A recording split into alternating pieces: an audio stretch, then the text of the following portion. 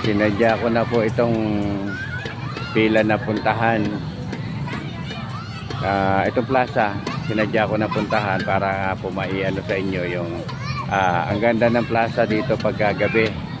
Ayan, kita po natin yung iba't ibang kulay. Siyempre pagka-araw hindi siya umiilaw. Ngayon lang po, pagkagabi lang po yan. Ano yun po natin, ito yan ayan, ito po ang Pila Municipal Center. Ayan.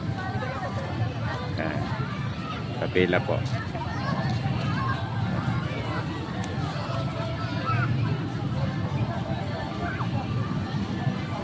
Dahil tao din pagkagabi.